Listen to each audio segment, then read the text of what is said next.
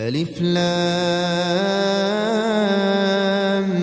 ميم. ذلك الكتاب لا ريب فيه هدى للمتقين الذين يؤمنون بالغيب ويقيمون الصلاة ومما رزقناهم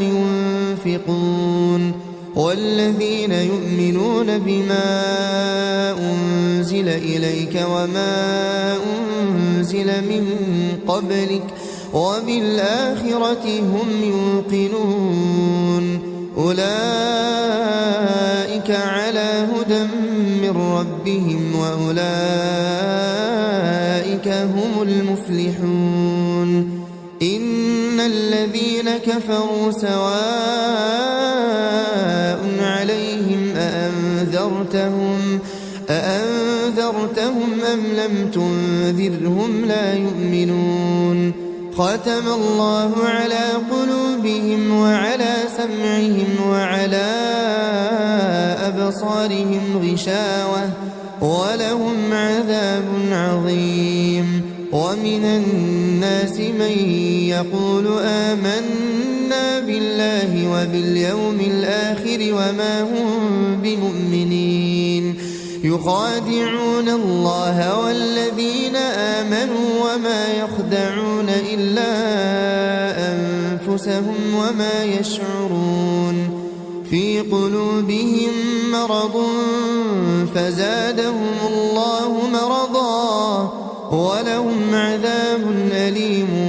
بما كانوا يكذبون وإذا قيل لهم لا تفسدوا في الأرض قالوا إنما نحن مصلحون ألا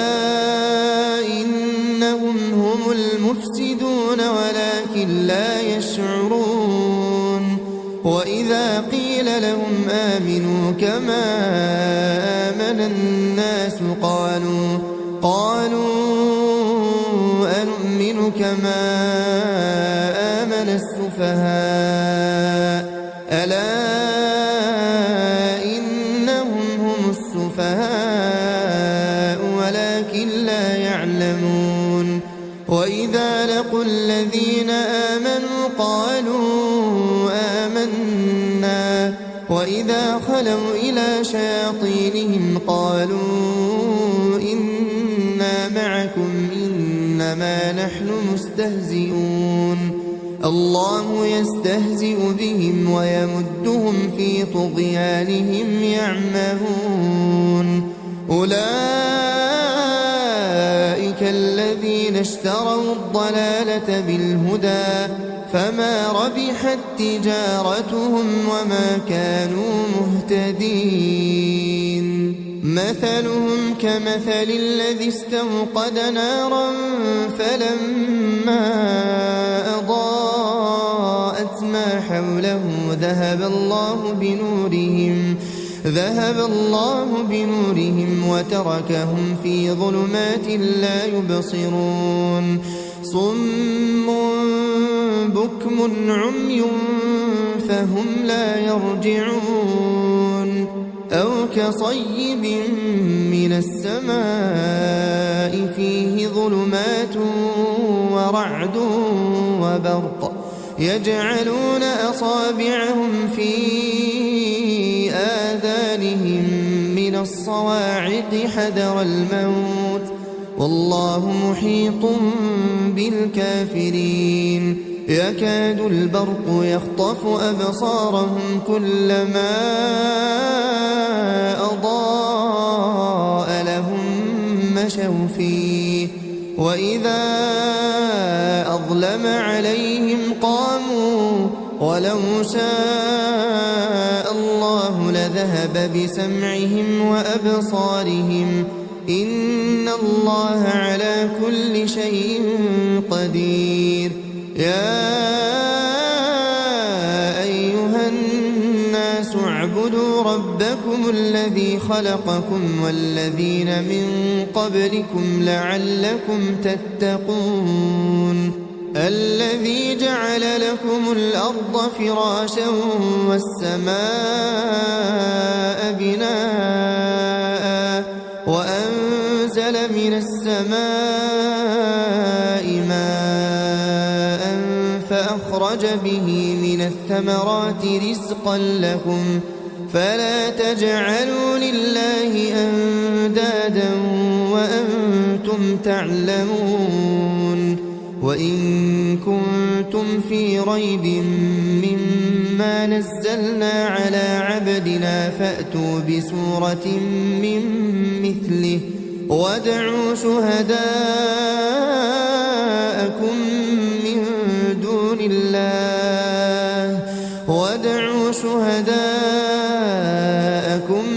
من دون الله إن كنتم صادقين فإن لم تفعلوا ولن تفعلوا فاتقوا النار التي وقودها الناس والحجارة أعدت للكافرين وبشر الذين آمنوا وعملوا الصالحات أن لهم جنات تجري من تحتها الأنهار كلما رزقوا منها من ثمرة رزقا قالوا هذا الذي رزقنا من قبل وأتوا به متشابها ولهم فيها أزواج مطهرة وهم فيها خالدون إن الله لا يستحيي أن يضرب مثلا ما بعوضة فما فوقها فأما الذين آمنوا فيعلمون أنه الحق من ربهم وأما الذين كفروا فيقولون ماذا أراد الله بهذا مثلا يضل به كثيرا ويهدي به كثيرا وما يضل به إلا الفاسقين الذين ينقضون عهد الله من بعد ميثاقه ويقطعون ما أمر الله به أن يوصل ويفسدون في الأرض أولئك هم الخاسرون كيف تكفرون بالله وكنتم أمواتا فأحياكم ثم يميتكم ثم يحييكم ثم إليه ترجعون هو الذي خلق لكم ما في الأرض جميعا ثم استوى إلى السماء فسواهن 7 سماوات وهو بكل شيء عليم وإذ قال ربك للملائكة إني جاعل في الأرض خليفة قالوا أتجعل فيها من يفسد فيها ويسفك الدماء ونحن نسبح بحمدك ونقدس لك قال إني أعلم ما لا تعلمون وعلم آدم الأسماء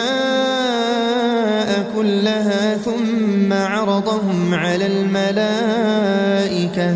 فقال أنبئوني بأسماء هؤلاء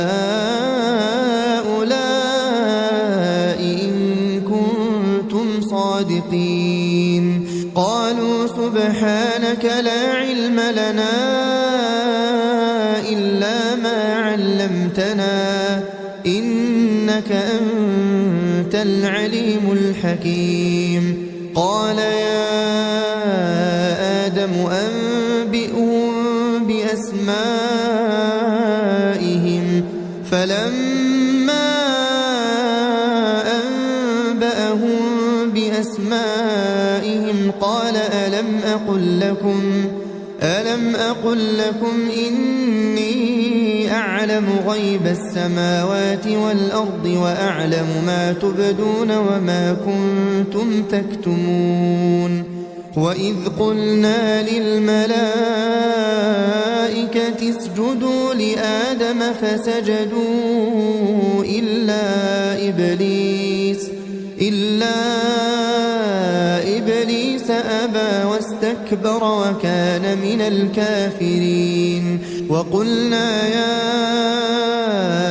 آدم اسكن أنت وزوجك الجنة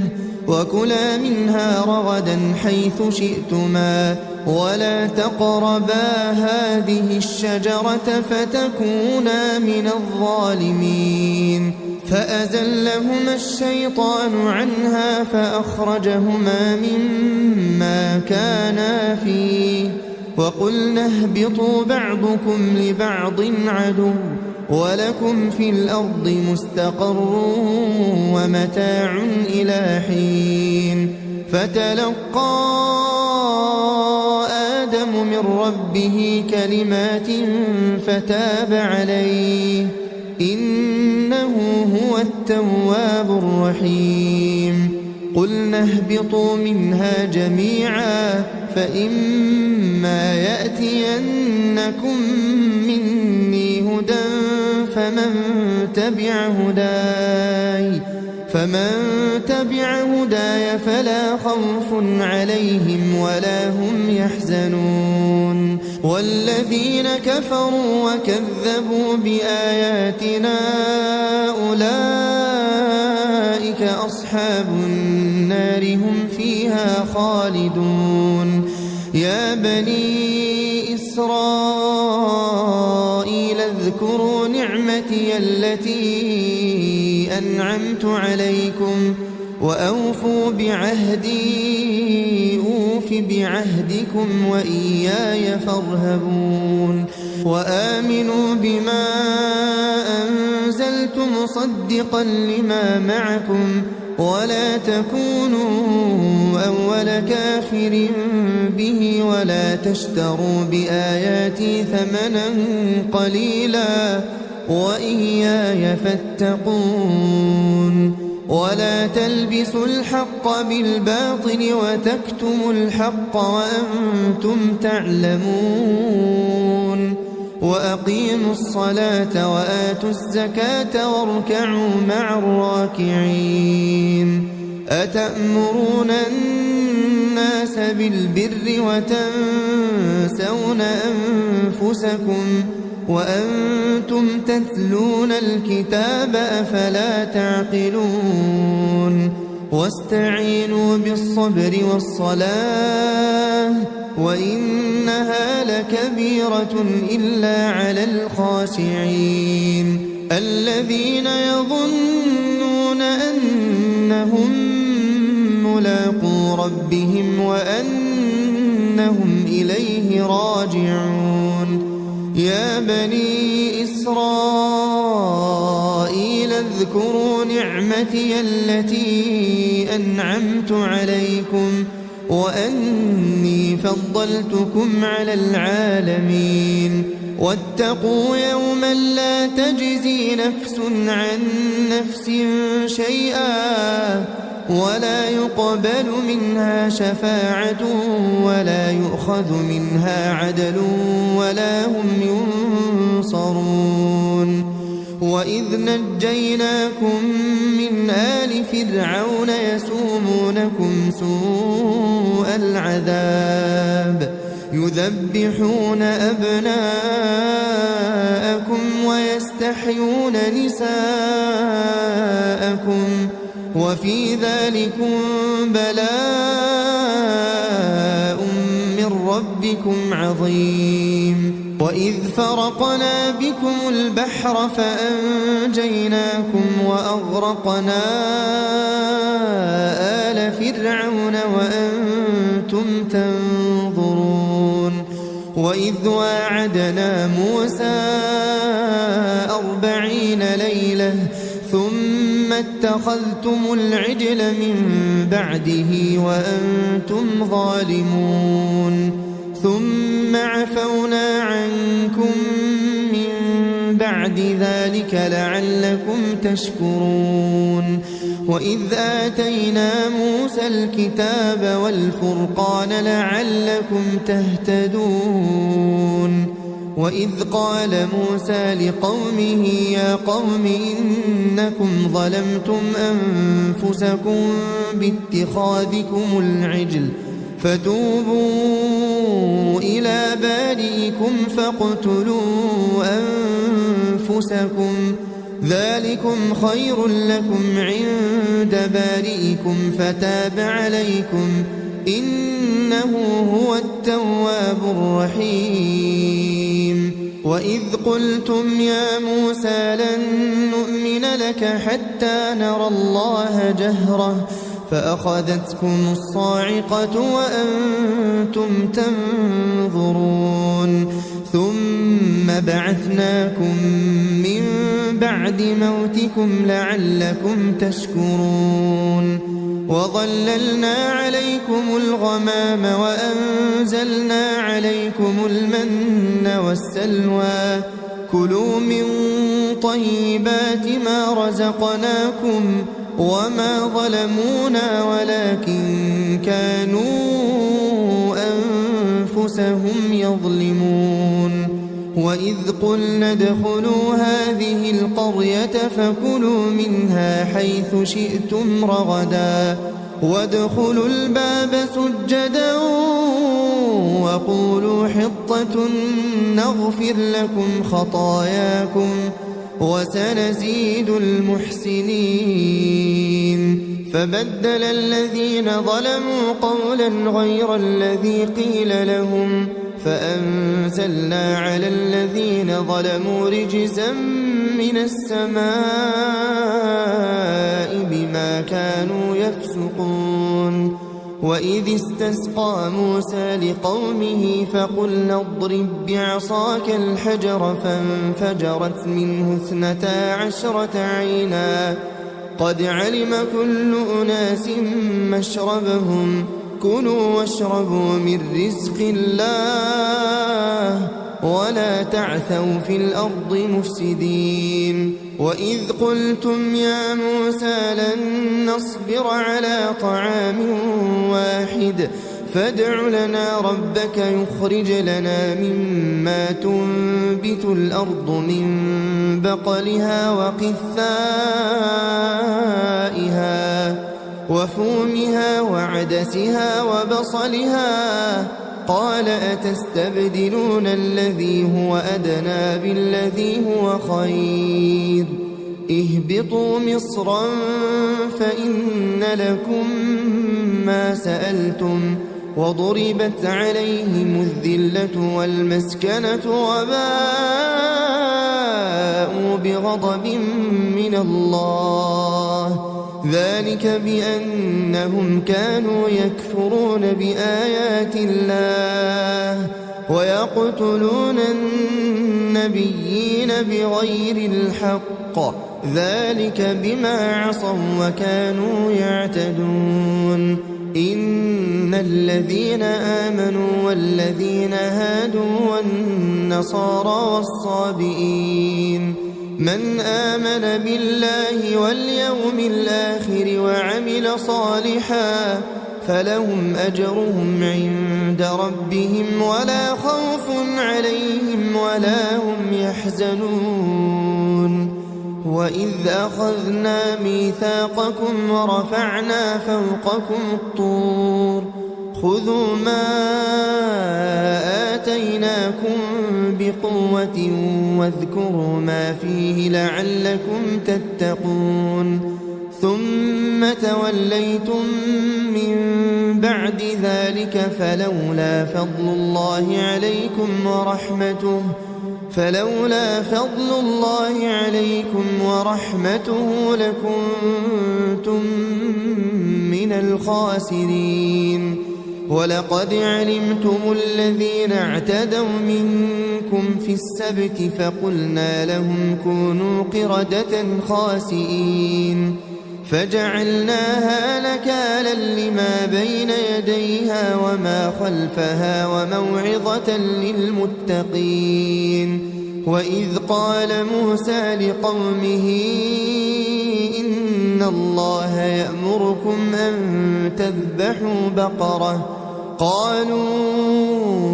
أتتخذنا هزوا قال أعوذ بالله أن أكون من الجاهلين قالوا ادع لنا ربك يبين لنا ما هي قال إنه يقول إنها بقرة لا فارض ولا بكر عوان بين ذلك فافعلوا ما تؤمرون قالوا ادع لنا ربك يبين لنا ما لونها قال إنه يقول إنها بقرة صفراء فاقع لونها تسر الناظرين قالوا ادع لنا ربك يبين لنا ما هي إن البقرة شابه علينا وإنا إن شاء الله لمهتدون قال إنه يقول إنها بقرة لا ذلول تثير الأرض ولا تسقي الحرث مسلمة لا شية فيها قالوا الآن جئت بالحق فذبحوها وما كادوا يفعلون وإذ قتلتم نفسا فادارأتم فيها والله مخرج ما كنتم تكتمون فقلنا اضربوه ببعضها كذلك يحيي الله الموتى ويريكم آياته لعلكم تعقلون ثم قست قلوبكم من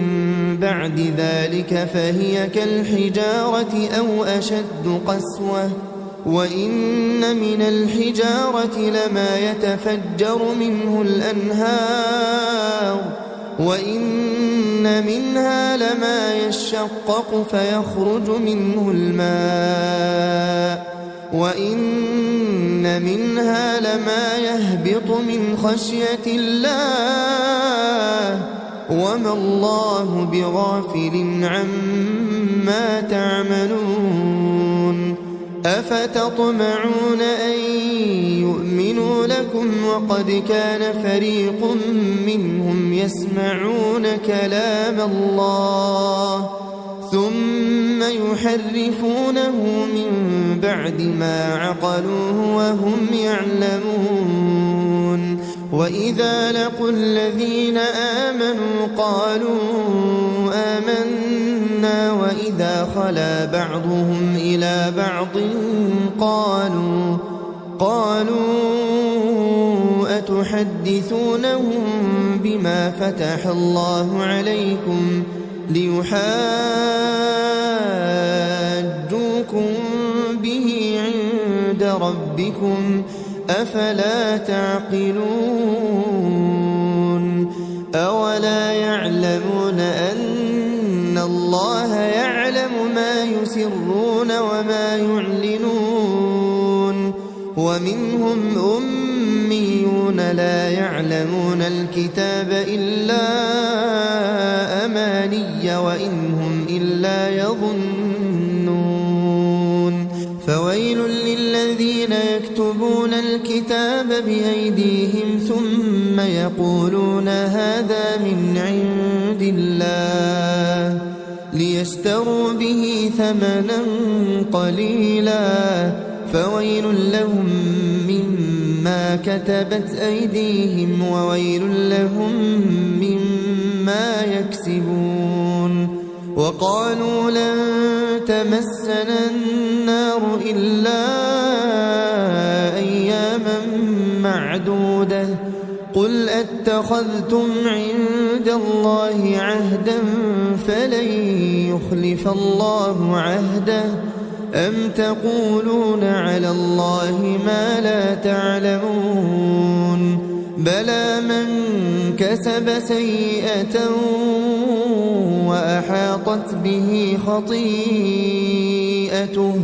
فأولئك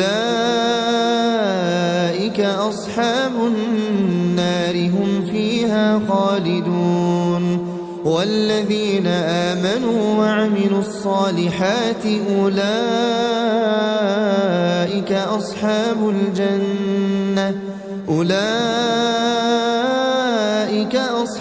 الجنة هم فيها خالدون وإذ أخذنا ميثاق بني إسرائيل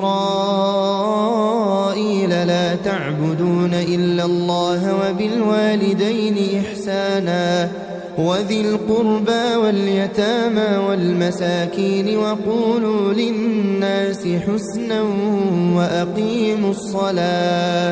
وأقيموا الصلاة وآتوا الزكاة ثم توليتم إلا قليلا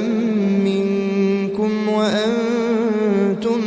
معرضون وإذ أخذنا ميثاقكم لا تسفكون دماءكم ولا تخرجون أنفسكم من دياركم ثم أقررتم وأنتم تشهدون ثم أنتم هؤلاء تقتلون أنفسكم وتخرجون فريقا منكم من ديارهم تظاهرون عليهم بالإثم والعدوان وإن يأتوكم أسارى تفادوهم وهو محرم عليكم إخراجهم أفتؤمنون ببعض الكتاب وتكفرون ببعض فما جزاء من يفعل ذلك منكم إلا خزي في الحياة الدنيا ويوم القيامة يردون إلى أشد العذاب وما الله بغافل عما تعملون أولئك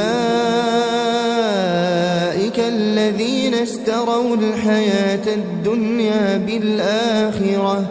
فلا يخفف عنهم العذاب ولا هم ينصرون ولقد آتينا موسى الكتاب وقفينا من بعده بالرسل وآتينا عيسى ابن مريم البينات وأيدناه بروح القدس أفكلما جاءكم رسول بما لا تهوى أنفسكم استكبرتم ففريقا كذبتم وفريقا تقتلون وقالوا قلوبنا غلف بل لعنهم الله بكفرهم فقليلا ما يؤمنون ولما جاءهم كتاب من عند الله مصدق لما معهم وكانوا من قبل يستفتحون على الذين كفروا فلما جاءهم ما عرفوا كفروا به فلعنة الله على الكافرين بئس ما اشتروا به أنفسهم أن يكفروا بما أنزل الله بغيا أن ينزل الله من فضله على من يشاء من عباده فباءوا بغضب على غضب وللكافرين عذاب مهين وإذا قيل لهم آمنوا بما أنزل الله قالوا نؤمن بما أنزل علينا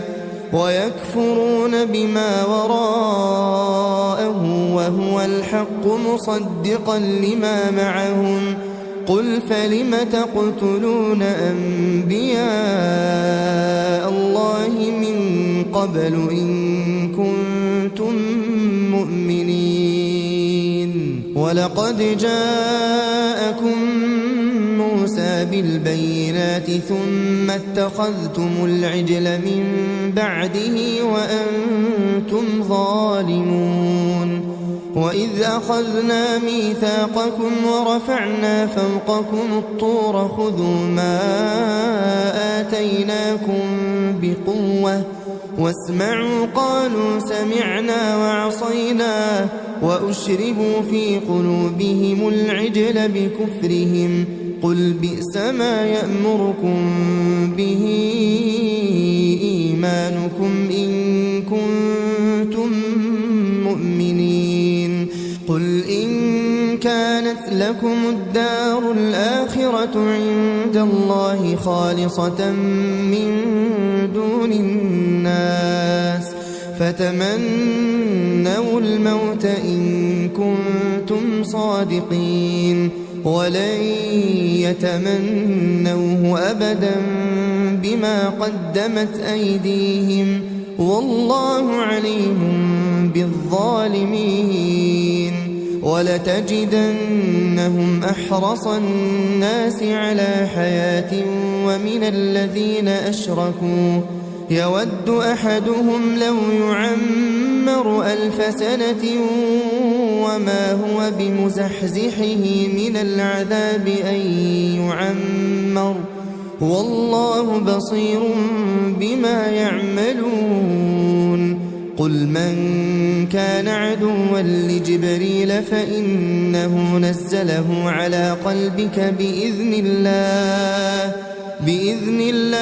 مصدقا لما بين يديه وهدى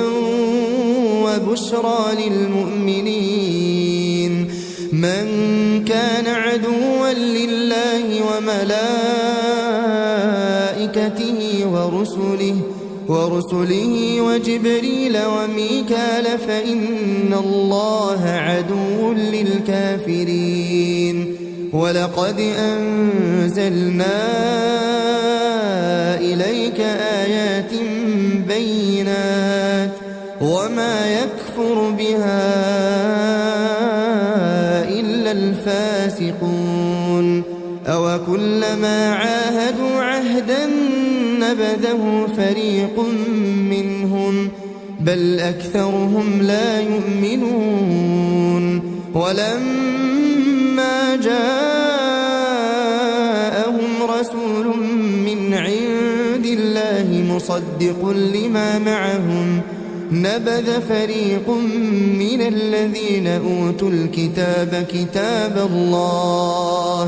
كتاب الله وراء ظهورهم كأنهم لا يعلمون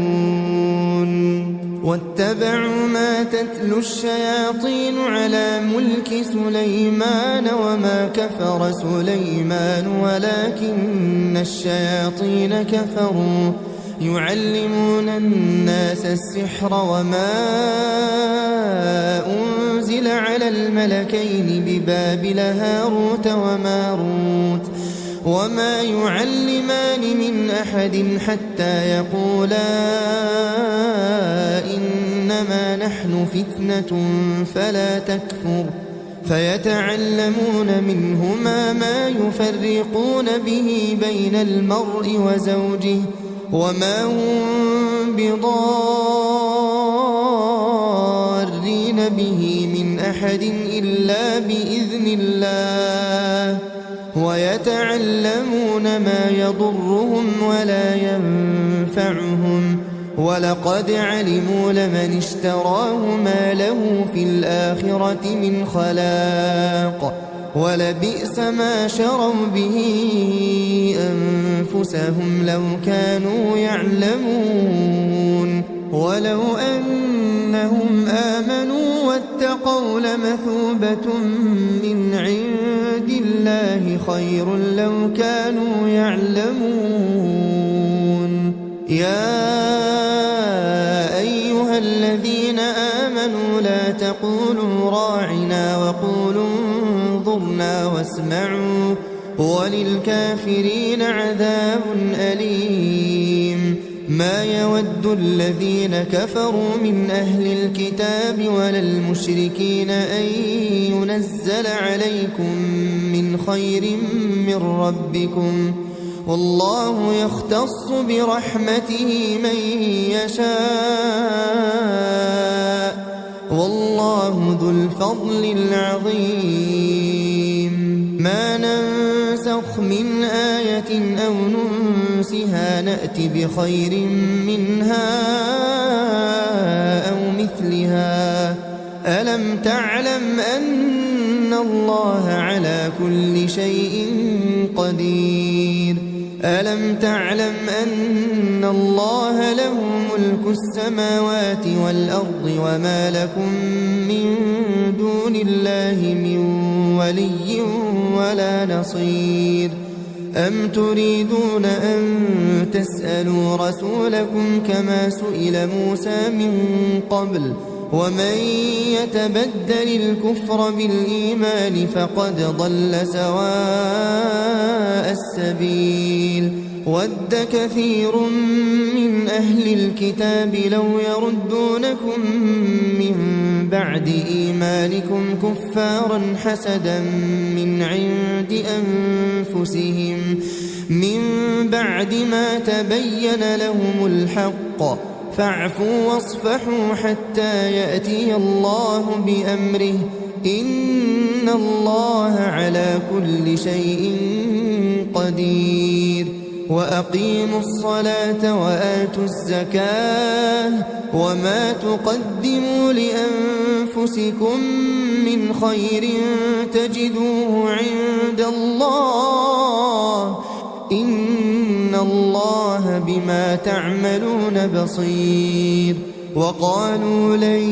يدخل الجنة إلا من كان هودا أو نصارى تلك أمانيهم قل هاتوا برهانكم إن كنتم صادقين بلى من أسلم وجهه لله وهو محسن فله أجره عند ربه ولا خوف عليهم ولا هم يحزنون وقالت اليهود ليست النصارى على شيء وقالت النصارى ليست اليهود على شيء وهم يتلون الكتاب كذلك قال الذين لا يعلمون مثل قولهم فالله يحكم بينهم يوم القيامة فيما كانوا فيه يختلفون ومن أظلم ممن منع مساجد الله أن يذكر فيها اسمه وسعى في خرابها أولئك ما كان لهم أن يدخلوها إلا خائفين لهم في الدنيا خزي ولهم في الآخرة عذاب عظيم ولله المشرق والمغرب فأينما تولوا فثم وجه الله إن الله واسع عليم وقالوا اتخذ الله ولدا سبحانه بل له ما في السماوات والأرض كل له قانتون بديع السماوات والأرض وإذا قضى أمرا فإنما يقول له كن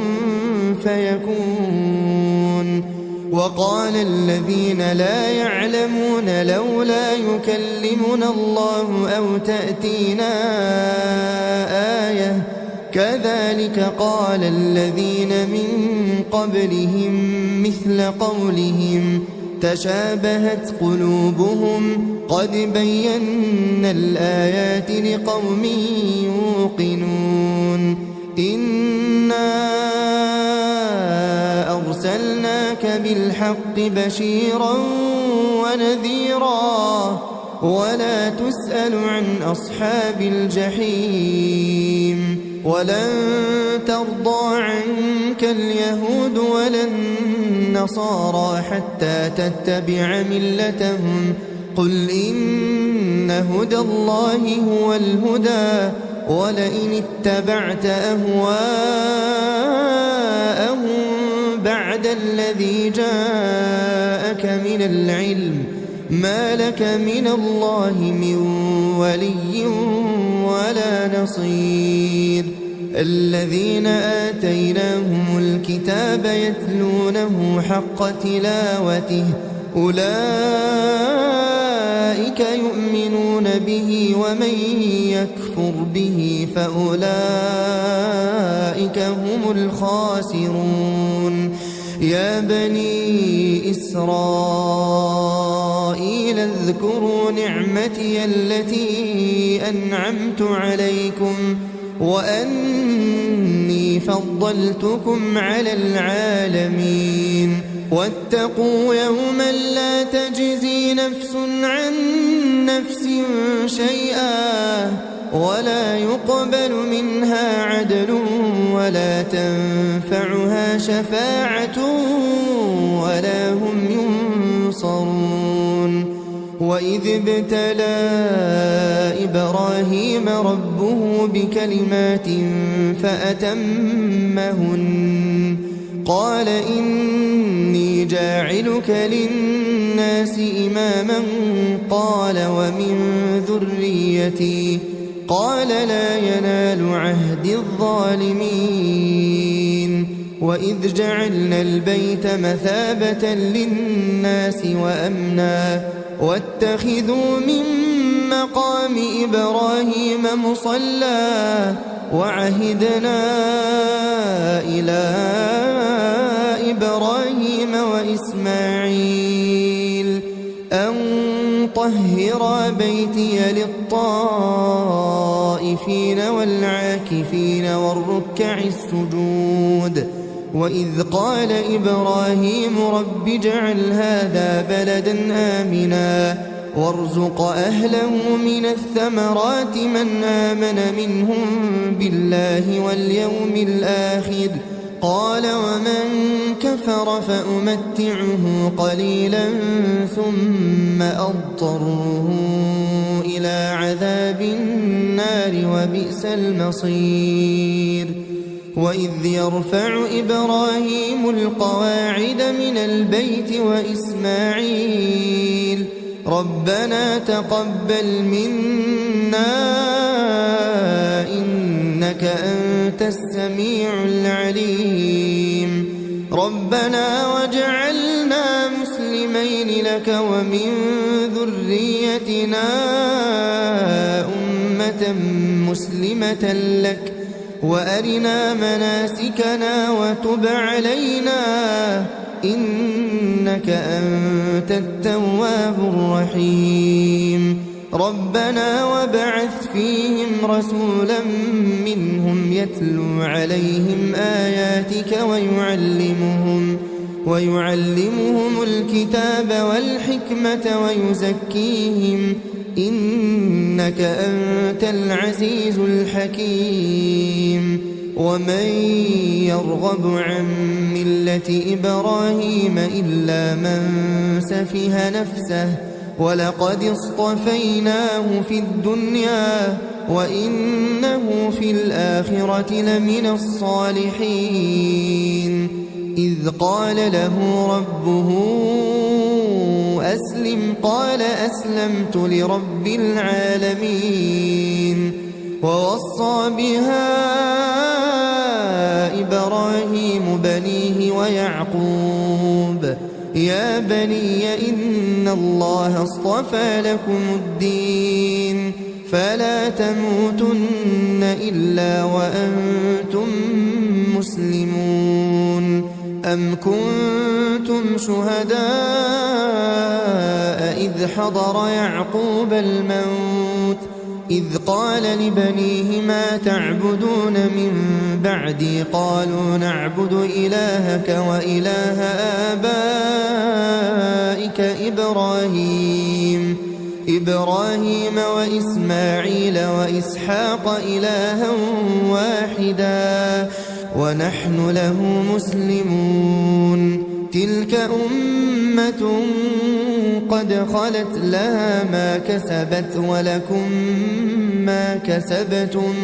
ولا تسألون عما كانوا يعملون وقالوا كونوا هودا أو نصارى تهتدوا قل بل ملة إبراهيم حنيفا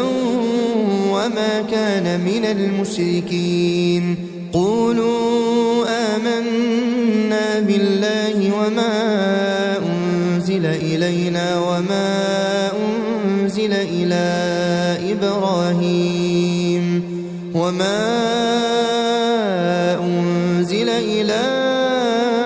إبراهيم وإسماعيل وإسحاق ويعقوب والأسباط وما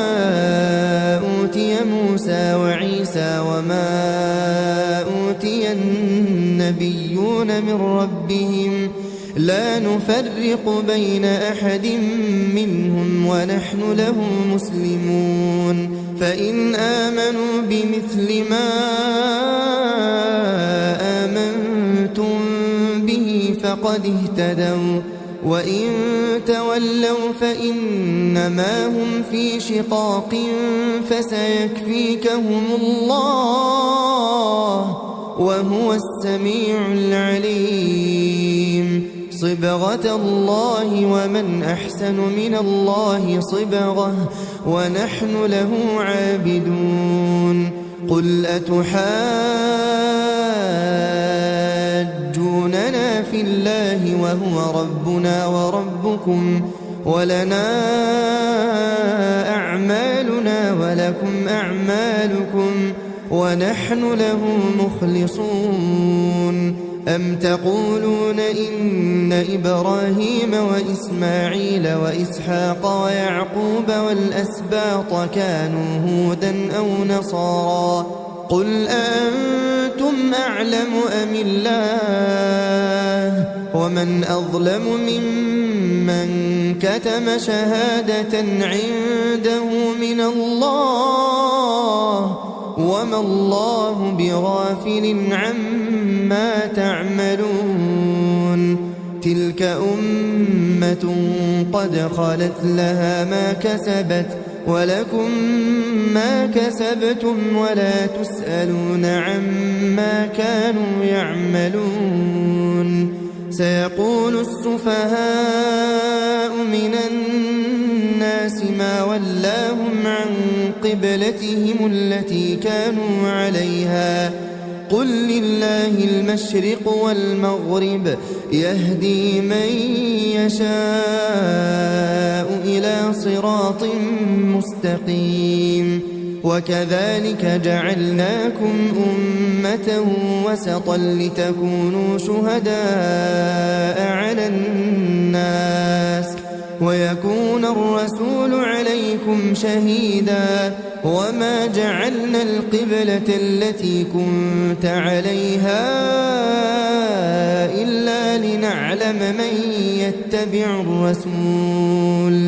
إلا لنعلم من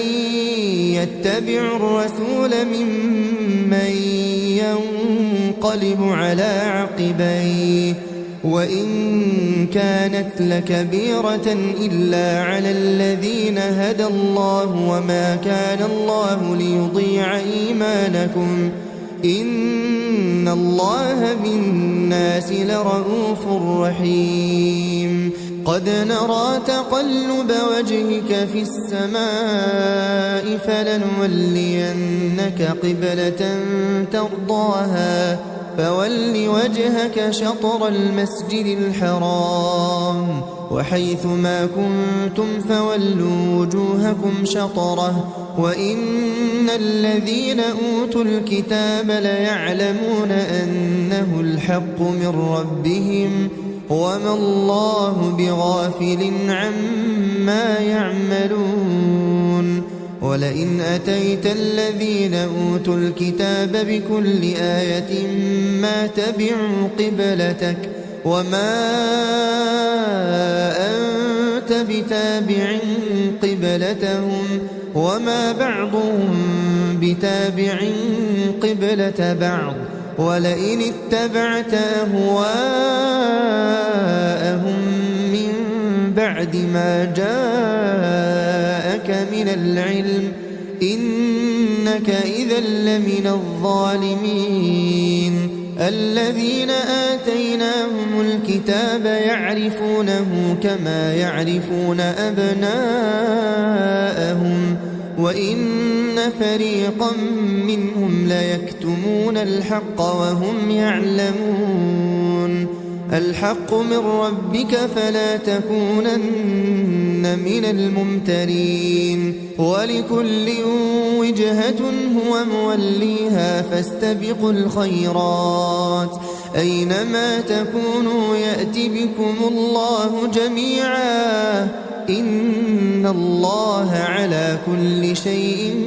قدير. ومن حيث خرجت فول وجهك شطر المسجد الحرام وإنه للحق من ربك وما الله بغافل عما تعملون. ومن حيث خرجت فول وجهك شطر المسجد الحرام وحيث ما كنتم فولوا وجوهكم شطره لئلا يكون للناس عليكم حجة إلا الذين ظلموا منهم فلا تخشوهم واخشوني ولأتم نعمتي عليكم ولعلكم تهتدون. كما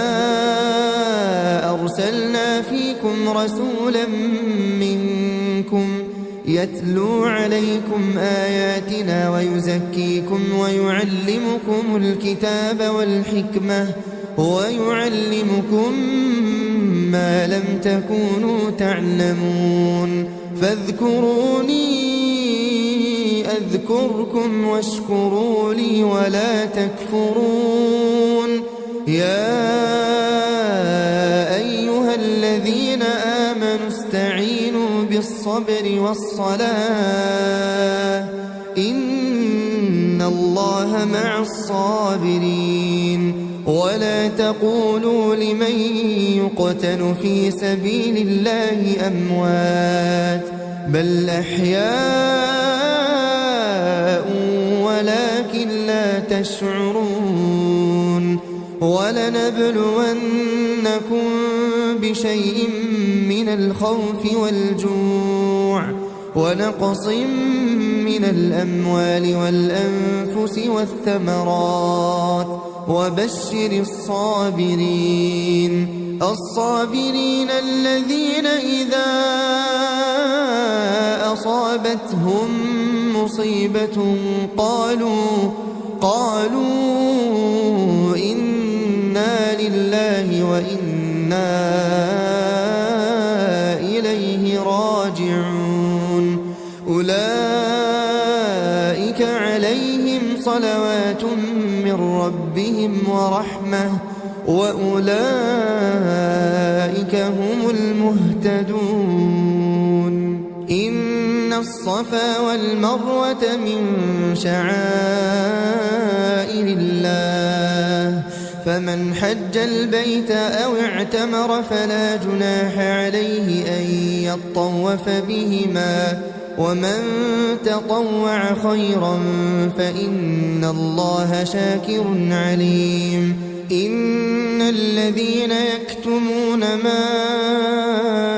أنزلنا من البينات والهدى من بعد ما بيناه للناس في الكتاب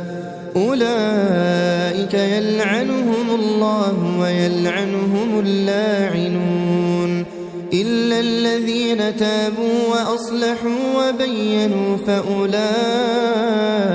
أتوب عليهم وأنا التواب الرحيم. إن الذين كفروا وماتوا وهم كفار أولئك عليهم لعنة الله والملائكة والملائكة والناس أجمعين خالدين فيها لا يخفف عنهم العذاب ولا هم ينظرون وإلهكم إله واحد لا إله إلا هو الرحمن الرحيم إن في خلق السماوات والأرض واختلاف الليل والنهار والفلك التي تجري في البحر بما ينفع الناس وما أنزل الله من السماء من ماء فأحيا به الأرض بعد موتها وبث فيها من كل دابة وتصريف الرياح والسحاب المسخر بين السماء والأرض لآيات لقوم يعقلون ومن الناس من يتخذ من دون الله أندادا يحبونهم كحب الله والذين آمنوا أشد حبا لله ولو يرى الذين ظلموا إذ يرون العذاب أن القوة لله جميعا وأن الله شديد العذاب إذ تبرأ الذين اتبعوا من الذين اتبعوا ورأوا العذاب وتقطعت بهم الأسباب وقال الذين اتبعوا لو أن لنا كرة فنتبرأ منهم كما تبرأوا منا كذلك يريهم الله أعمالهم حسرات عليهم وما هم بخارجين من النار يا أيها الناس كلوا مما في الأرض حلالا طيبا ولا تتبعوا خطوات الشيطان إنه لكم عدو مبين إنما يأمركم بالسوء والفحشاء وأن تقولوا على الله ما لا تعلمون وإذا قيل لهم اتبعوا ما أنزل الله قالوا بل نتبع ما ألفينا عليه آباءنا أولو كان آباؤهم لا يعقلون شيئا ولا يهتدون ومثل الذين كفروا كمثل الذي ينعق بما لا يسمع إلا دعاء ونداء صم بكم عمي فهم لا يعقلون يا أيها الذين آمنوا كلوا من طيبات ما رزقناكم واشكروا لله إن كنتم إياه تعبدون إنما حرم عليكم الميتة والدم ولحم الخنزير وما أهل به لغير الله فمن اضطر غير باغ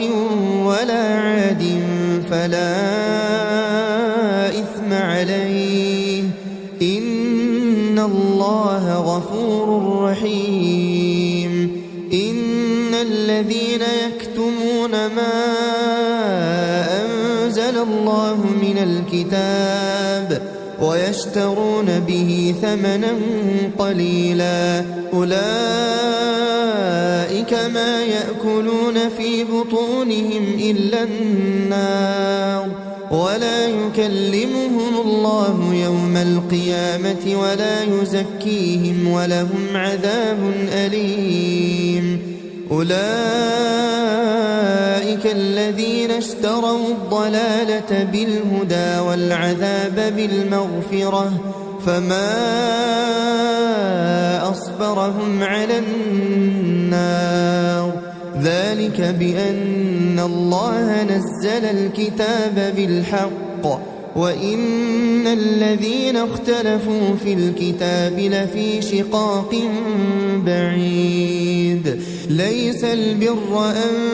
تولوا وجوهكم قبل المشرق والمغرب ولكن البر من آمن بالله واليوم الآخر والملائكة والكتاب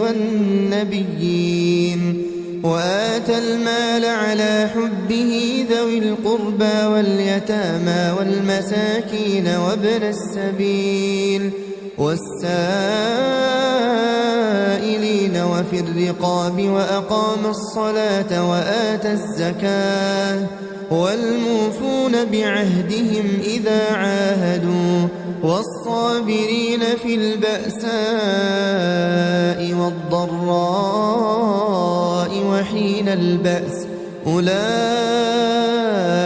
الذين صدقوا وأولئك هم المتقون. يا أيها الذين آمنوا كتب عليكم القصاص في القتلى الحر بالحر والعبد بالعبد والأنثى بالأنثى فمن عفي له من أخيه شيء فاتباع بالمعروف وأداء إليه بإحسان ذلك تخفيف من ربكم ورحمة فمن اعتدى بعد ذلك فله عذاب أليم. ولكم في القصاص حياة يا أولي الألباب لعلكم تتقون. كتب عليكم إذا حضر أحدكم الموت إن ترك خيرا الوصية للوالدين والأقربين بالمعروف حقا على المتقين. فمن بدله بعدما سمعه فإنما إثمه على الذين يبدلونه إن الله سميع عليم. فمن خاف من موص جنفا أو إثما فأصلح بينهم فلا إثم عليه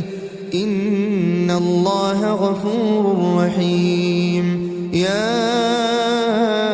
أيها الذين آمنوا كتب عليكم الصيام كما كتب على الذين من قبلكم لعلكم تتقون. أياما معدودات فمن كان منكم مريضا أو على سفر فعدة من أيام أخر وعلى الذين يطيقونه فدية طعام مسكين فمن تطوع خيرا فهو خير له وأن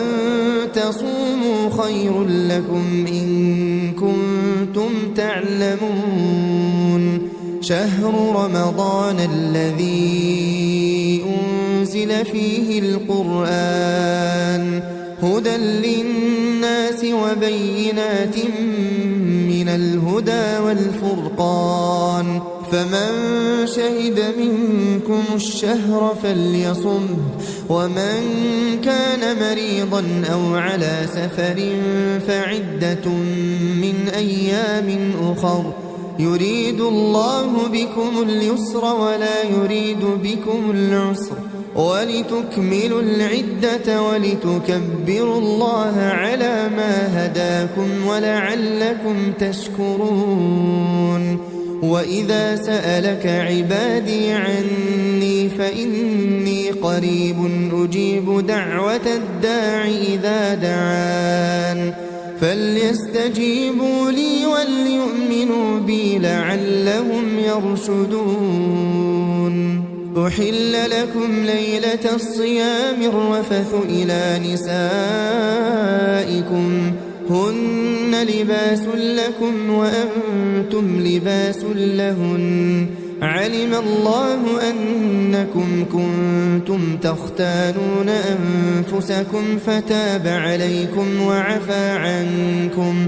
فالآن باشروهن وابتغوا ما كتب الله لكم وكلوا واشربوا حتى يتبين لكم الخيط الأبيض من الخيط الأسود من الفجر ثم أتموا الصيام إلى الليل ولا تباشروهن وأنتم عاكفون في المساجد تلك حدود الله فلا تقربوها كذلك يبين الله آياته للناس لعلهم يتقون. ولا تأكلوا أموالكم بينكم بالباطل وتدلوا بها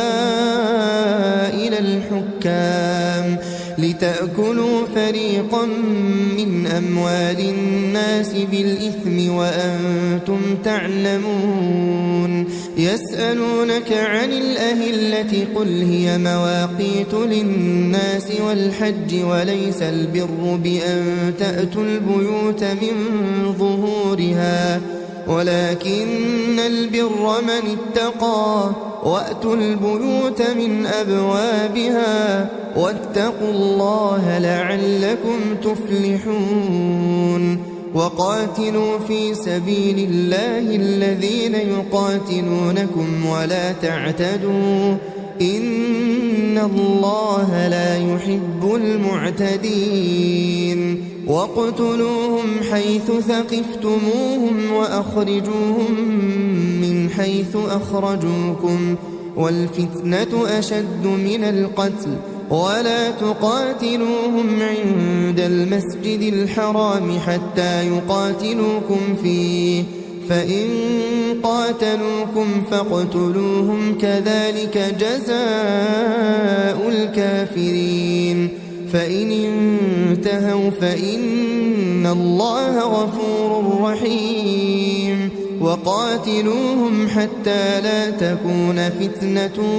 ويكون الدين لله فإن انتهوا فلا عدوان إلا على الظالمين. الشهر الحرام بالشهر الحرام والحرمات قصاص فمن اعتدى عليكم فاعتدوا عليه بمثل ما اعتدى عليكم واتقوا الله واعلموا أن الله مع المتقين. وأنفقوا في سبيل الله ولا تلقوا بأيديكم إلى التهلكة وأحسنوا إن الله يحب المحسنين. وأتموا الحج والعمرة لله فإن أحصرتم فما استيسر من الهدي ولا تحلقوا رؤوسكم حتى يبلغ الهدي محله فمن كان منكم مريضا أو به أذى من رأسه ففدية من صيام أو صدقة أو نسك فإذا أمنتم فمن تمتع بالعمرة إلى الحج فما استيسر من الهدي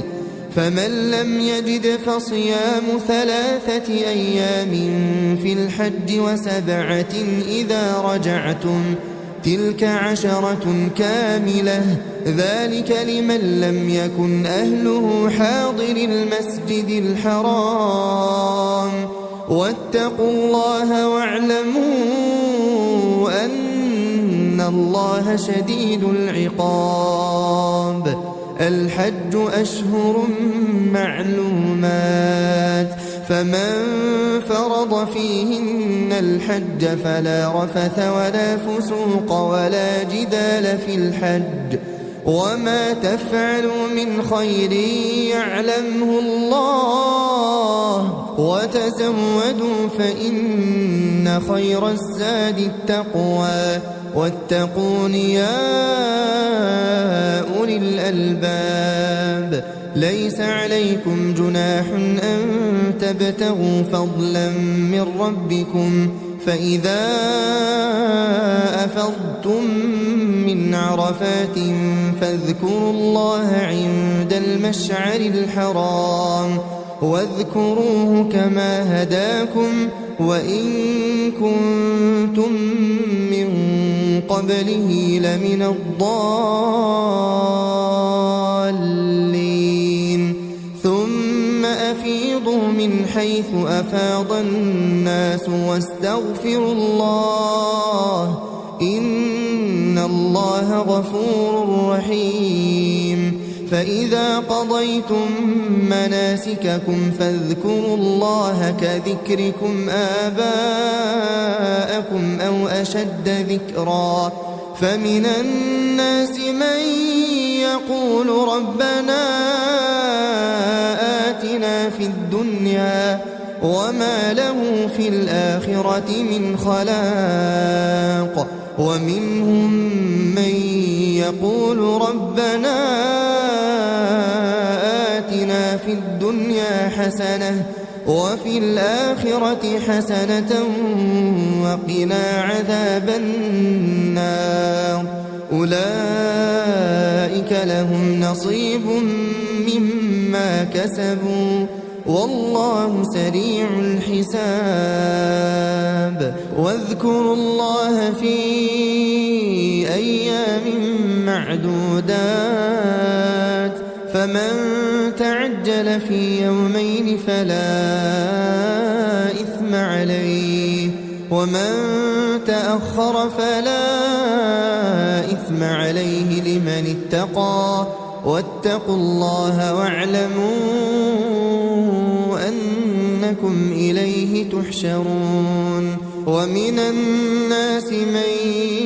يعجبك قوله في الحياة الدنيا ويشهد الله على ما في قلبه وهو ألد الخصام وإذا تولى سعى في الأرض ليفسد فيها ويهلك الحرث والنسل والله لا يحب الفساد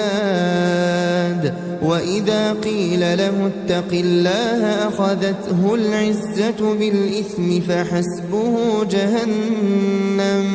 فحسبه جهنم ولبئس المهاد ومن الناس من يشري نفسه ابتغاء مرضات الله والله رؤوف بالعباد يا أيها الذين آمنوا ادخلوا في السلم كافة ولا تتبعوا خطوات الشيطان إنه لكم عدو مبين فإن زللتم من بعد ما جاءتكم البينات فاعلموا أن الله عزيز حكيم هل ينظرون إلا أن يأتيهم الله في ظلل من الغمام والملائكة وقضي الأمر وإلى الله ترجع الأمور سل بني إسرائيل كم آتيناهم من آية بينة ومن يبدل نعمة الله من بعد ما جاءته فإن الله شديد العقاب زين للذين كفروا الحياة الدنيا ويسخرون من الذين آمنوا والذين اتقوا فوقهم يوم القيامة والله يرزق من يشاء بغير حساب. كان الناس أمة واحدة فبعث الله النبيين مبشرين ومنذرين وأنزل معهم الكتاب بالحق ليحكم بين الناس فيما اختلفوا فيه وما اختلف فيه إلا الذين أوتوه من بعد ما جاءتهم البينات بغيا بينهم فهدى الله الذين آمنوا لما اختلفوا فيه من الحق بإذنه والله يهدي من يشاء إلى صراط مستقيم. أم حسبتم أن تدخلوا الجنة ولما يأتكم مثل الذين خلوا من قبلكم مستهم البأساء والضراء وزلزلوا حتى يقول الرسول والذين آمنوا معه متى نصر الله ألا إن نصر الله قريب. يسألونك ماذا ينفقون قل ما أنفقتم من خير فللوالدين والأقربين واليتامى والمساكين وابن السبيل وما تفعلوا من خير فإن الله به عليم. كتب عليكم القتال وهو كره لكم وعسى أن تكرهوا شيئا وهو خير لكم وعسى أن تحبوا شيئا وهو شر لكم والله يعلم وأنتم لا تعلمون. يسألونك عن الشهر الحرام قتال فيه قل قتال فيه كبير وصد عن سبيل الله وكفر به والمسجد الحرام وإخراج أهله منه أكبر عند الله والفتنة أكبر من القتل ولا يزالون يقاتلونكم حتى يردوكم عن دينكم إن استطاعوا ومن يرتدد منكم عن دينه فيمت وهو كافر فأولئك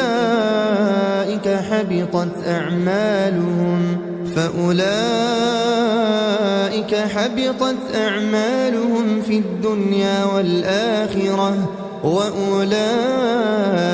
أصحاب النار هم فيها خالدون. إن الذين آمنوا والذين هاجروا وجاهدوا في سبيل الله أولئك يرجون رحمة الله والله غفور رحيم. يسألونك عن الخمر والميسر قل فيهما إثم كبير ومنافع للناس وإثمهما أكبر من نفعهما ويسألونك ماذا ينفقون قل العفو كذلك يبين الله لكم الآيات لعلكم تتفكرون في الدنيا والآخرة. ويسألونك عن اليتامى قل إصلاح لهم خير وإن تخالطوهم فإخوانكم والله يعلم المفسد من المصلح ولو شاء الله لأعنتكم إن إن الله عزيز حكيم ولا تنكحوا المشركات حتى يؤمنن ولأمة مؤمنة خير من مشركة ولو أعجبتكم ولا تنكحوا المشركين حتى يؤمنوا ولعبد مؤمن خير من مشرك ولو أعجبكم أولئك يدعون إلى النار والله يدعو إلى الجنة والمغفرة بإذنه ويبين آياته للناس لعلهم يتذكرون ويسألونك عن المحيض قل هو أذى فاعتزلوا النساء في المحيض ولا تقربوهن حتى يطهرن فإذا تطهرن فأتوهن من حيث أمركم الله إن الله يحب التوابين ويحب المتطهرين نساؤكم حرث لكم فأتوا حرثكم أنى شئتم وقدموا لأنفسكم واتقوا الله واعلموا أنكم ملاقوه وبشر المؤمنين ولا تجعلوا الله عرضة لأيمانكم أن تبروا وتتقوا وتصلحوا بين الناس والله سميع عليم لا يؤاخذكم الله باللغو في أيمانكم ولكن يؤاخذكم بما كسبت قلوبكم والله غفور حليم للذين يؤلون من نسائهم تربص 4 أشهر فإن فاءوا فإن الله غفور رحيم وإن عزموا الطلاق فإن الله سميع عليم والمطلقات يتربصن بأنفسهن 3 قروء ولا يحل لهن أن يكتمن ما خلق الله في أرحامهن إن كن يؤمن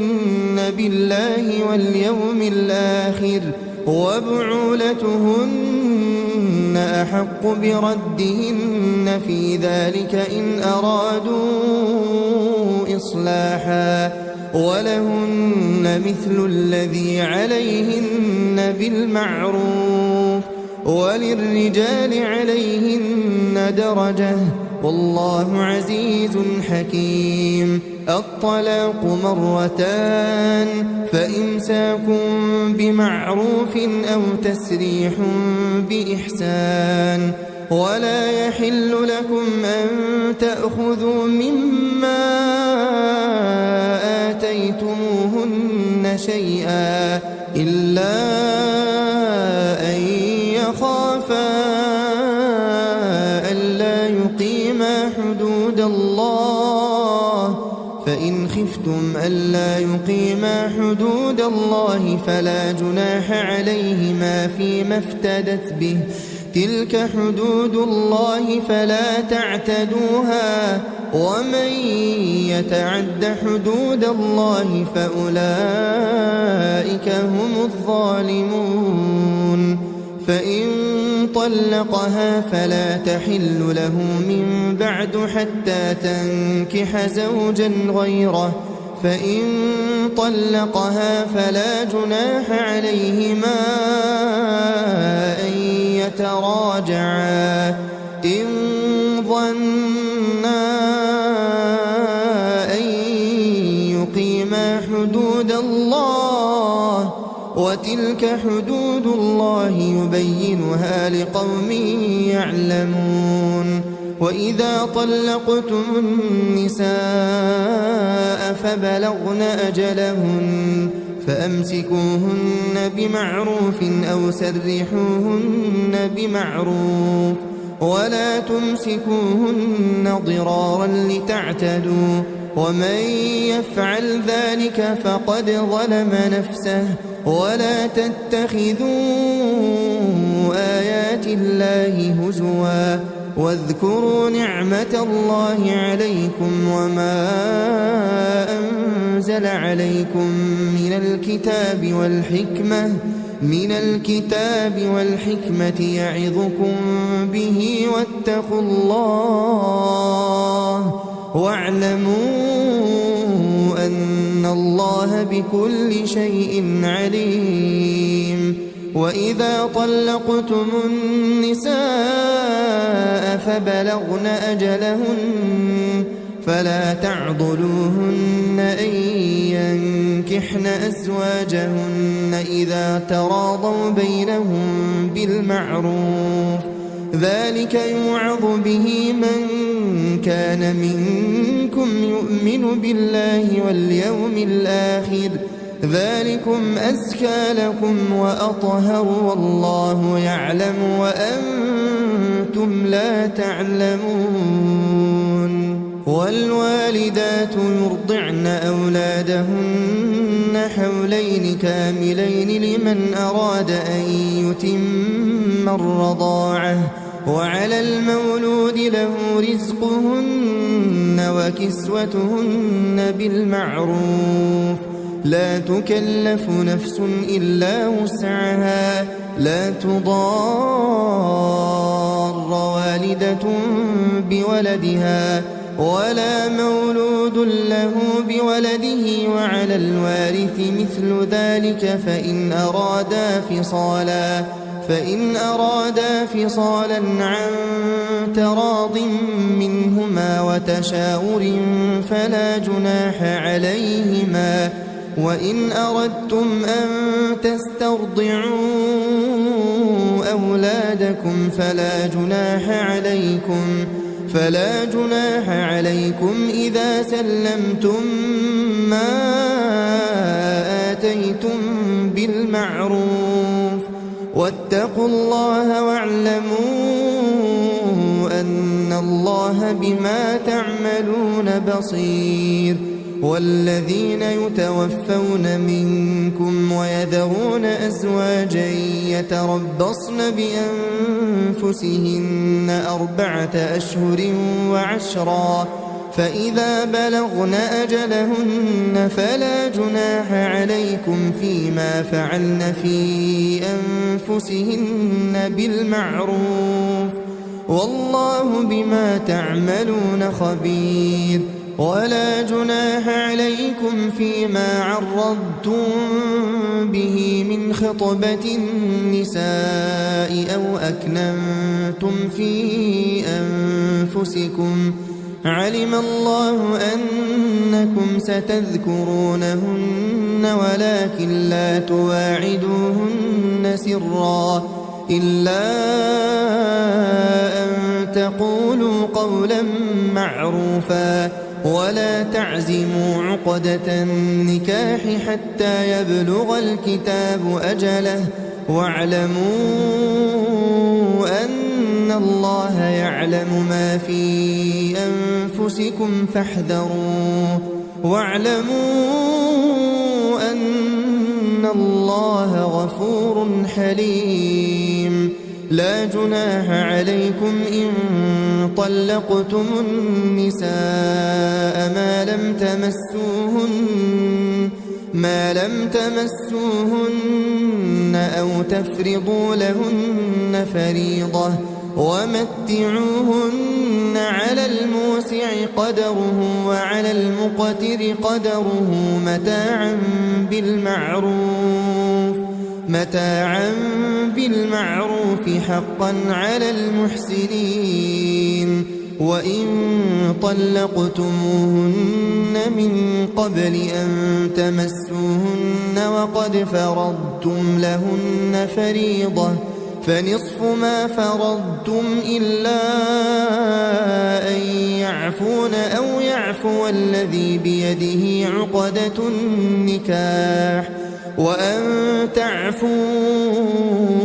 أقرب للتقوى ولا تنسوا الفضل بينكم إن الله بما تعملون بصير حافظوا على الصلوات والصلاة الوسطى وقوموا لله قانتين فإن خفتم فرجالا أو ركبانا فإذا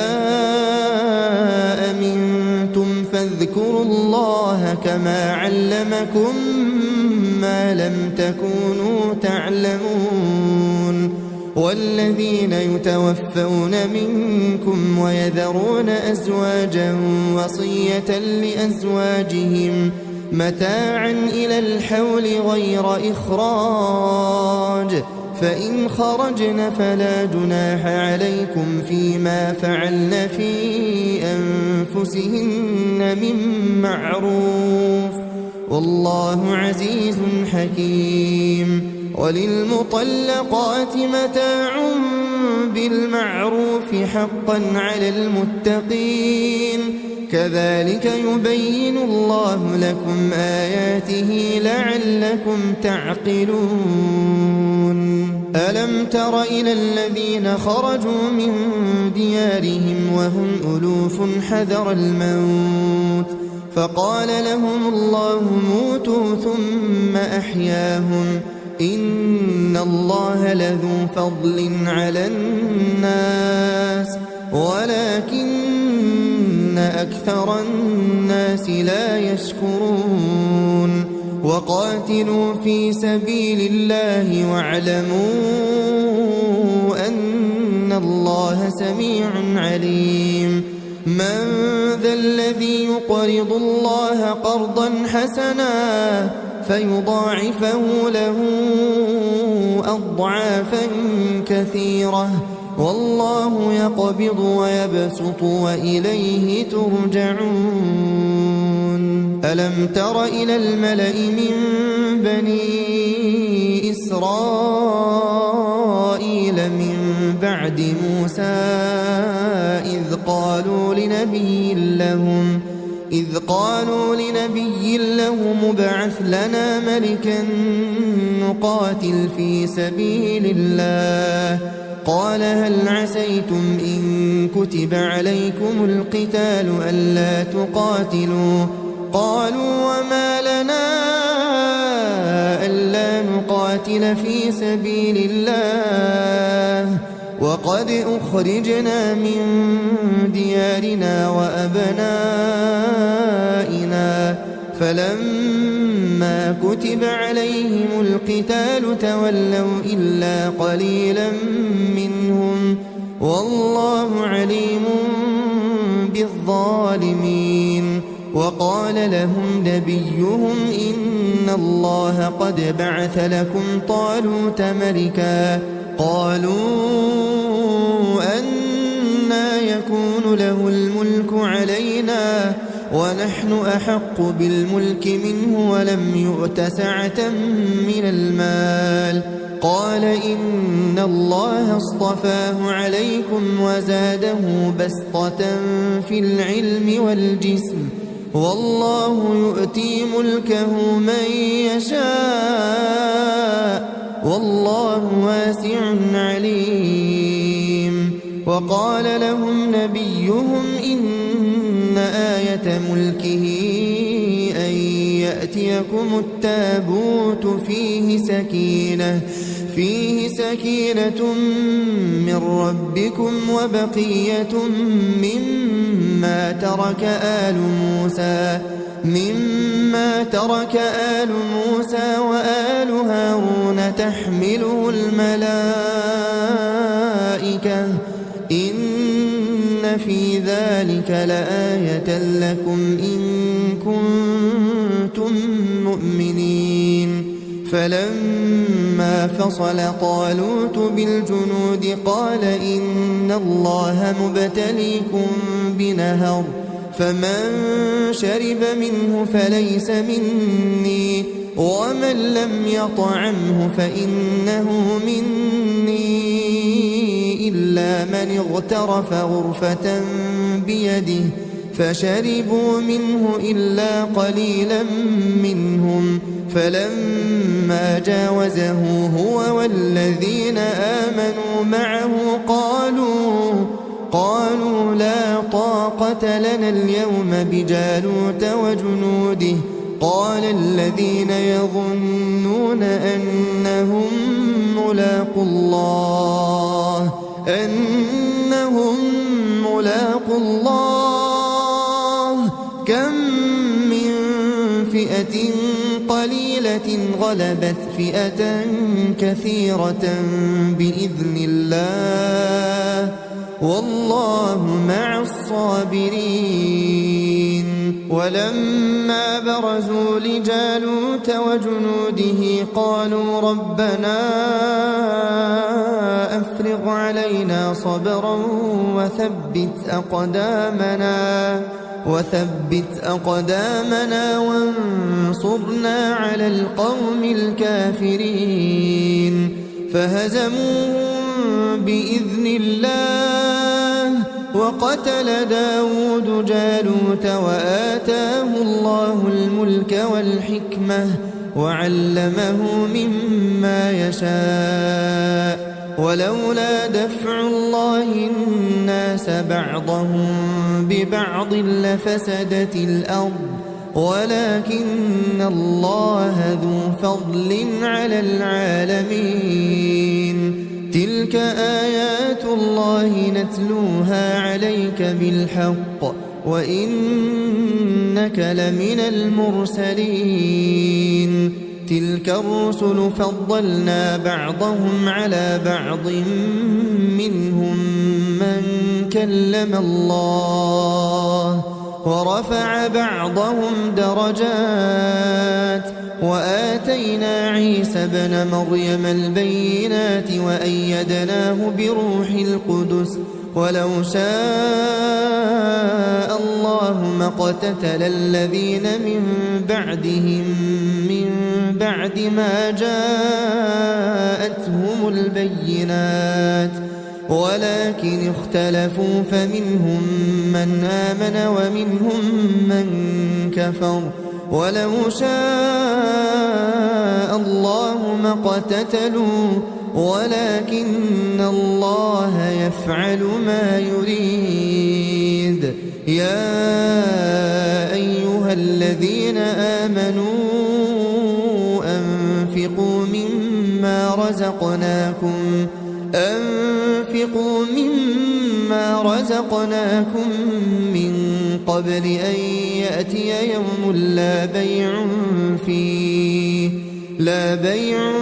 فيه ولا خلة ولا شفاعة والكافرون هم الظالمون. الله لا إله إلا هو الحي القيوم لا تأخذه سنة ولا نوم له ما في السماوات وما في الأرض من ذا الذي يشفع عنده إلا بإذنه يعلم ما بين أيديهم وما خلفهم ولا يحيطون بشيء من علمه إلا بما شاء وسع كرسيه السماوات والأرض ولا يؤوده حفظهما وهو العلي العظيم. لا إكراه في الدين قد تبين الرشد من الغي فمن يكفر بالطاغوت ويؤمن بالله فقد استمسك بالعروة الوثقى لا انفصام لها والله سميع عليم. الله ولي الذين آمنوا يخرجهم من الظلمات إلى النور والذين كفروا أولياؤهم الطاغوت يخرجونهم من النور إلى الظلمات أولئك أصحاب النار هم فيها خالدون ألم تر إلى الذي حاج إبراهيم في ربه أن آتاه الله الملك إذ قال إبراهيم ربي الذي يحيي ويميت قال أنا أحيي وأميت قال إبراهيم فإن الله يأتي بالشمس من المشرق فأت بها من المغرب فبهت الذي كفر والله لا يهدي القوم الظالمين أو كالذي مر على قرية وهي خاوية على عروشها قال أنى يحيي هذه الله بعد موتها فأماته الله 100 عام ثم بعثه قال كم لبثت قال لبثت يوما أو بعض يوم قال بل لبثت 100 عام فانظر إلى طعامك وشرابك لم يتسنه وانظر إلى حمارك ولنجعلك آية للناس وانظر إلى العظام كيف ننشزها ثم نكسوها لحما فلما تبين له قال أعلم أن الله على كل شيء قدير وإذ قال إبراهيم رب أرني كيف تحيي الموتى قال أولم تؤمن قال بلى ولكن ليطمئن قلبي قال فخذ 4 من الطير فصرهن إليك ثم اجعل على كل جبل منهن جزءا ثم ادعهن يأتينك سعيا واعلم أن الله عزيز حكيم مثل الذين ينفقون أموالهم في سبيل الله كمثل حبة أنبتت 7 سنابل في كل سنبلة 100 حبة والله يضاعف لمن يشاء والله واسع عليم الذين ينفقون أموالهم في سبيل الله ثم لا يتبعون ما أنفقوا منا ولا أذى لهم أجرهم عند ربهم ولا خوف عليهم ولا هم يحزنون قول معروف ومغفرة خير من صدقة يتبعها أذى والله غني حليم يا أيها الذين آمنوا لا تبطلوا صدقاتكم بالمن والأذى كالذي ينفق ماله رئاء الناس ولا يؤمن بالله واليوم الآخر فمثله كمثل صفوان عليه تراب فأصابه وابل فتركه صلدا لا يقدرون على شيء مما كسبوا والله لا يهدي القوم الكافرين ومثل الذين ينفقون أموالهم ابتغاء مرضات الله وتثبيتا من أنفسهم كمثل جنة بربوة أصابها وابل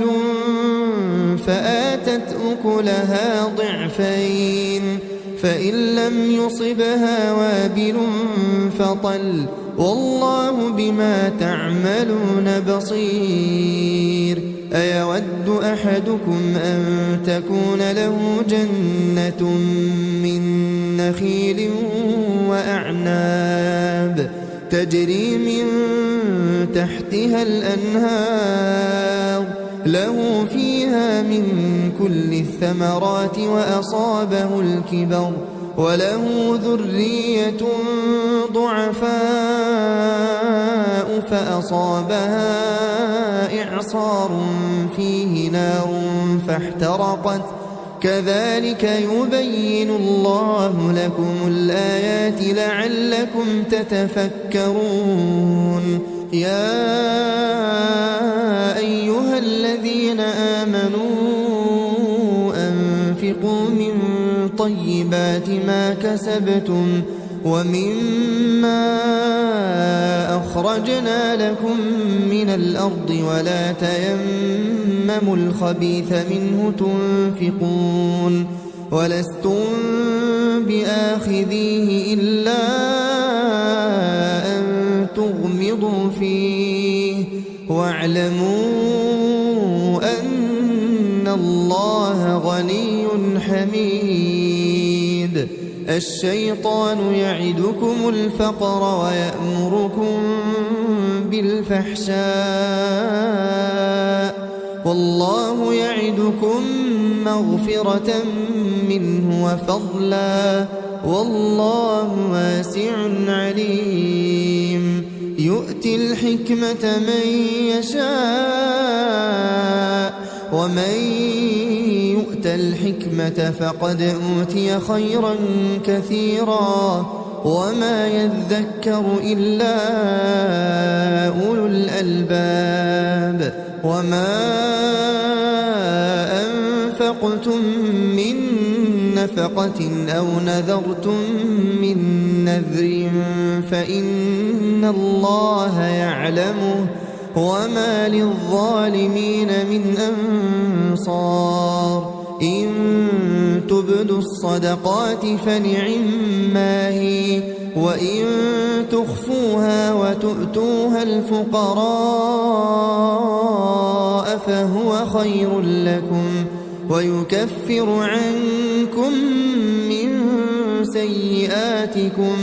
والله بما تعملون خبير. ليس عليك هداهم ولكن الله يهدي من يشاء وما تنفقوا من خير فلأنفسكم وما تنفقون إلا ابتغاء وجه الله وما تنفقوا من خير يوفى إليكم وأنتم لا تظلمون. للفقراء الذين أحصروا في سبيل الله لا يستطيعون ضربا في الأرض يحسبهم الجاهل أغنياء من التعفف تعرفهم بسيماهم لا يسألون الناس إلحافا وما تنفقوا من خير فإن الله به عليم. الذين ينفقون أموالهم بالليل والنهار سرا وعلانية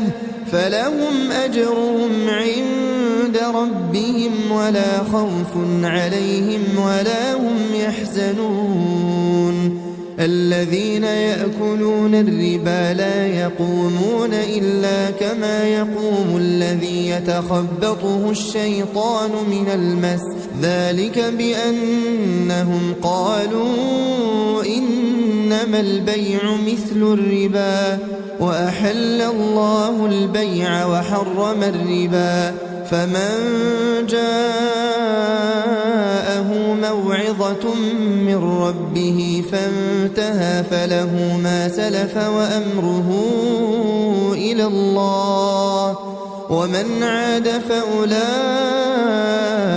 أصحاب النار هم فيها خالدون يمحق الله الربا ويربي الصدقات والله لا يحب كل كفار أثيم إن الذين آمنوا وعملوا الصالحات وأقاموا الصلاة وآتوا الزكاة لهم أجرهم عند ربهم ولا خوف عليهم ولا هم يحزنون يا أيها الذين آمنوا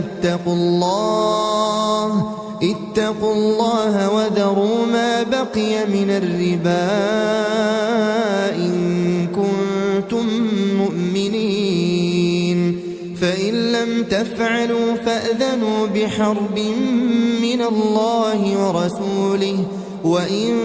تبتم فلكم رؤوس أموالكم لا تظلمون ولا تظلمون وإن كان ذو عسرة فنظرة إلى ميسرة وأن تصدقوا خير لكم إن كنتم تعلمون واتقوا يوما ترجعون فيه إلى الله ثم توفى كل نفس ما كسبت وهم لا يظلمون يا أيها الذين آمنوا إذا تداينتم بدين إلى أجل مسمى فاكتبوه وليكتب بينكم كاتب بالعدل ولا يأب كاتب أن يكتب كما علمه الله فليكتب وليملل الذي عليه الحق وليتق الله ربه ولا يبخس منه شيئا فإن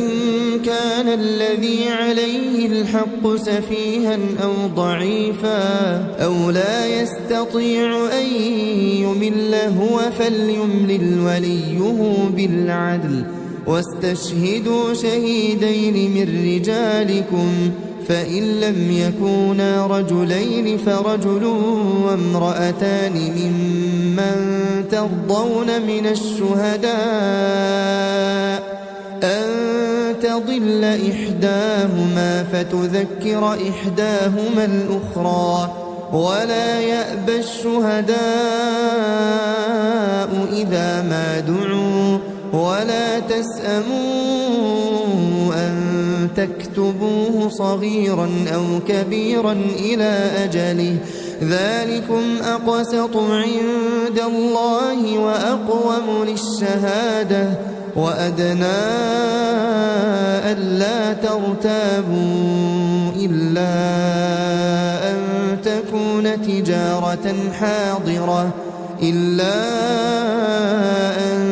تكون تجارة حاضرة تديرونها بينكم